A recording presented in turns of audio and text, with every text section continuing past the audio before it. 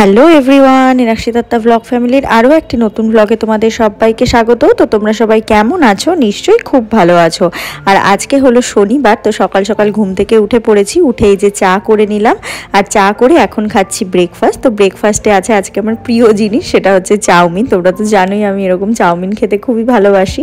তো আজকে অনেকদিন পরেই হলো চাউমিনটা। আসলে গরমে না এসব খেতে ইচ্ছেও করছিল না। তো আজকে মা আজকে সকালে আমি ঘুম থেকে উঠে দেখি চাউমিনই বানিয়েছে, কারণ জানি আমি দুদিন পরেই চলে যাব। তো মা বললো যে না, আমি আজকে বানালাম। আসলে গরমের চোটে না একদম ভাজা ভুজি কিছু খেতেই ইচ্ছে করছে না, মনে হচ্ছে যে যতটা পারা যায় হালকা পাতলা খাওয়া। তার মধ্যে আজকে আবার এই গরমে আমার বাবা আবার আজকে ইলিশ মাছ নিয়ে এসেছে। তো যাই হোক, ইলিশ মাছ রান্না হচ্ছে সর্ষে বাটা। তো মানে এত সুন্দর মাছটা অন্যদিন হলে হয়তো ওই জিরে বাটা দিয়ে যেটা ঝোল করে আলু বেগুন দিয়ে ওটা করা হতো, কিন্তু মাছটা এত সুন্দর ডিম ভরা মাছ, তো সেই জন্য মা বললো যে না, সেই জন্য সর্ষে বাটাই করলাম। খুব বেশি করে করেনি, হালকা পাতলাই করেছে। তবে সর্ষে বাটা তো জানোই, মানে যতই হালকা পাতলা করে করা হোক একটু রিচ হয়েই যায়।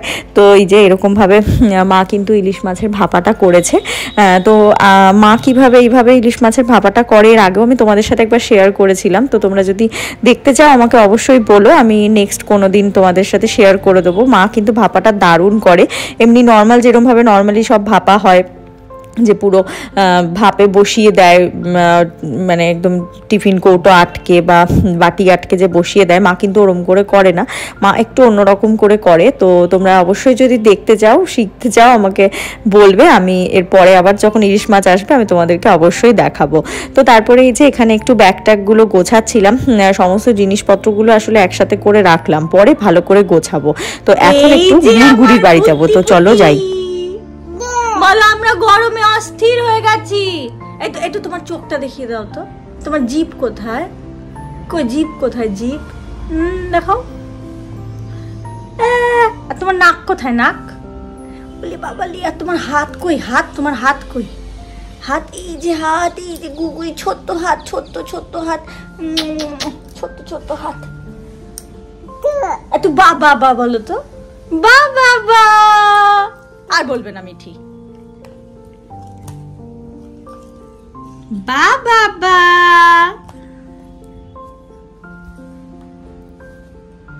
আর এই দেখো গুড়গুড়ি এখানে রাগ করে শুয়ে পড়েছে। কেন বলো তো? টকুয়ার বিদ্যা ওকে একটা পেন দিচ্ছে না, সেই জন্য গুড়গুড়ি এখানে রাগ করে শুয়ে পড়েছে। আর গুড়গুড়ি এখন রাগ করলেই কিছু যদি ওর অমত, মানে ওর যেটা বলবে সেটা যদি না করা হয়, গুড়গুড়ি যেখানে থাকে সেখানে গুড়গুড়ি ঢাস করে শুয়ে পড়ে।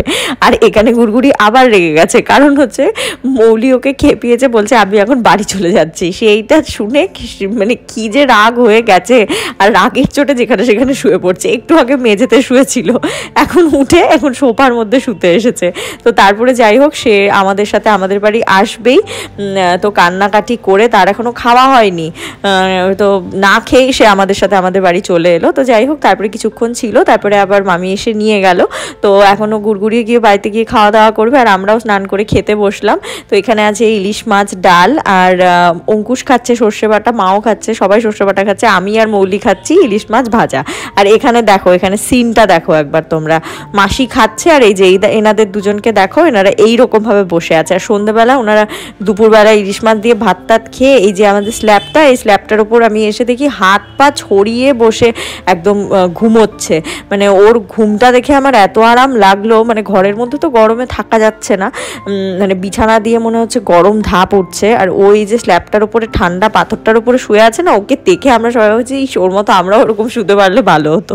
তো যাই হোক, তারপরে এই যে মাসি এখন আবার একটু পেঁয়াজ রসুন ছাড়াচ্ছে, সবজি টবজিগুলো কাটছিল। আমি আজ আর ঘরে বসিনি, আমি এই ছাদের এইখানটাতেই বসে আছি। মাও বসে আছে, মাসিও বসে আছে, সবাই মিলে এইখানটা বসে আছি, কারণ এইখানটা একটু হাওয়া লাগছে, আরাম লাগছে। আর ঘরের মধ্যে না খুব গরম, বিরক্তি লাগছে গরমে। তাই ভাবলাম যে না, সবাই এখানে আছে, এখানেই হচ্ছে এই ছাদটার মধ্যেই বসি। তো ছাদটার মধ্যে বসে সবাই গল্প করছিলাম, চাটা খাচ্ছিলাম। আর অঙ্কুশ তো একটু বেরোলো, এদিকে হচ্ছে মৌলি বাইরে গেল, আবার বানাচ্ছে সেই চকলেট ব্রাউনিটা। তো ওই দেখো মৌলি রান্নাঘরে। আর্টিস্ট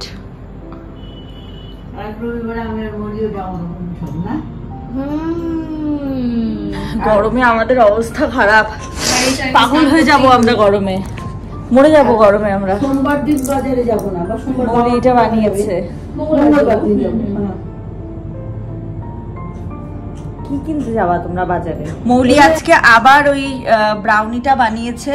মৌলি নিজে খাবে না, মৌলি শুধু আমার জন্য বানিয়েছে। তাহলে ভাবো মৌলি আমাকে কত ভালোবাসে, মানে আমি ভাবতেই পারছি না যে আমাকে এত ভালোবাসে। আমি ওকে বললাম আমাকে একটু বানিয়ে খাওয়া, আমি তো কালকে চলেই যাব, আমি কি আর কালকে তোর কাছ থেকে খেতে চাইবো? তারপর সন্ধ্যাবেলা গিয়ে বানিয়ে দিয়েছে এক বাটি, নিজে খাবে না বলছে, আমিই বলে খাবো। এই যে এখানে ডিম আলু সেদ্ধ করা হয়ে গেছে, পোলট্রির ডিম সেদ্ধ করে নিয়েছি, আলু আর সাথে হচ্ছে এই যে টমেটো কুচি, পেঁয়াজ কুচি, তারপরে রসুন আর লঙ্কা, একদম পুরো কাঁচা লঙ্কা দিয়ে করবো রান্নাটা আজকে। আর বাবা তো খাবে না, বাবার বাইরে নিমন্ত্রণ আছে, আর খালি খাবো হচ্ছে আমি, মৌলি আর মা। তো চলো আমি বানিয়ে নিই ডিমের ঝোলটা তাড়াতাড়ি করে, তোমাদেরকেও দেখাবো কিভাবে বানাচ্ছি, কি করছি।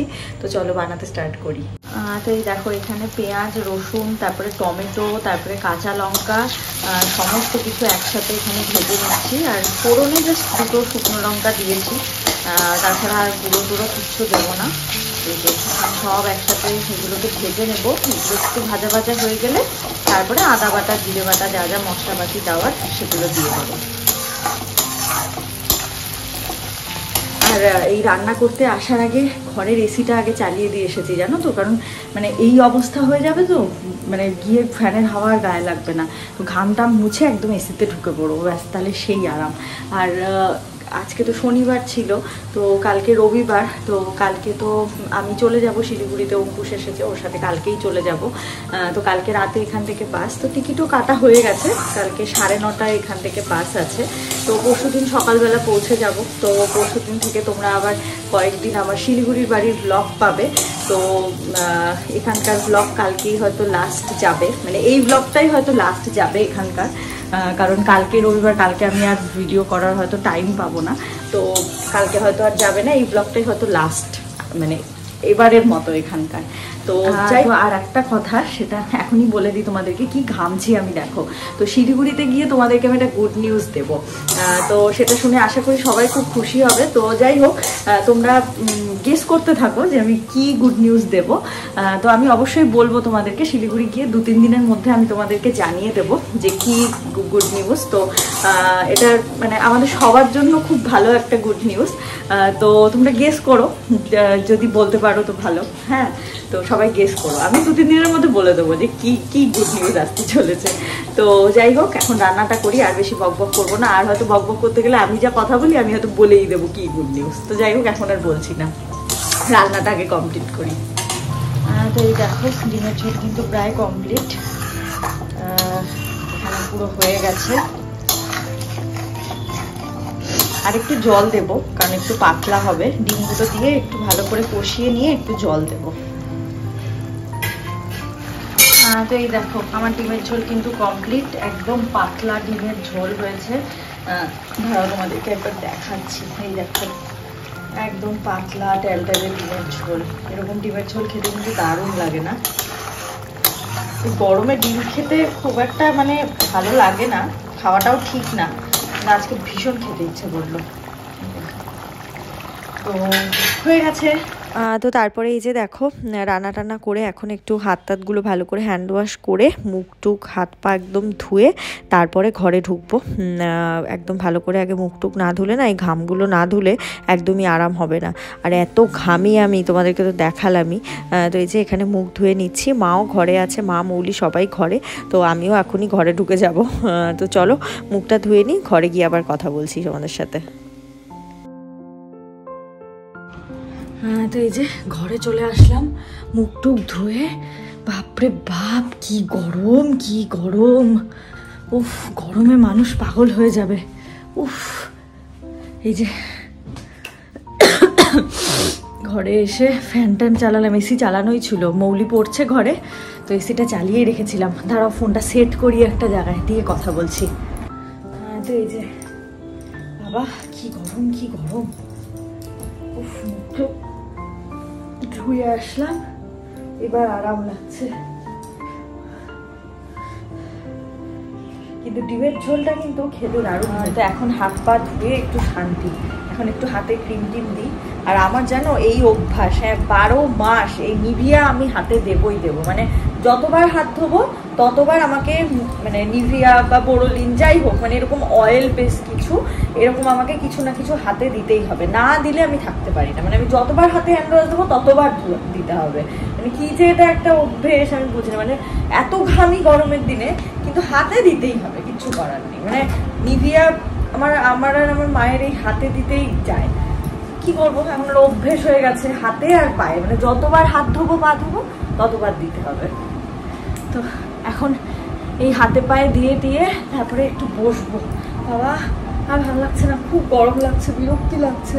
এখন অবধি না গোছানো অনেক বাকি আছে জানো তো, অনেক কিছু নিয়ে যাওয়ার আছে, কিচ্ছু ঠিকঠাক মতো এখন অবধি গোছানো হয়নি, সব গোছাতে হবে। আর আমি বসে বসে খালি কুলতানিই মেরে যাচ্ছি, সব গোছাতে হবে ঠিক করে।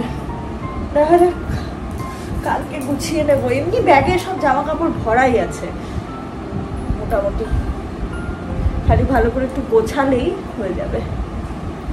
বাহ, চুলটা আমার আবার এই দিক থেকে ব্রাউন ব্রাউন লাগছে না, কি বা দেখো এই দিকটা পুরো ব্রাউন শেড লাগছে। আমি তো কোনোদিনও চুলে কালার করিনি আজ অব্দি, কোনোদিনও না, কিন্তু এরকম ব্রাউন ব্রাউনই শেড চুলটা। পুরো মাথার ভেতরটা ঘেমে গেছে। এই এক মানে এই ঘামে যারা আমার মতো তারাই বুঝবে যে মানে কি কষ্টটা হয় এই ঘামলে, মানে পুরো চুলের ভেতর টেতর দিয়ে পুরো একদম ঘেমে যায় জানো তো।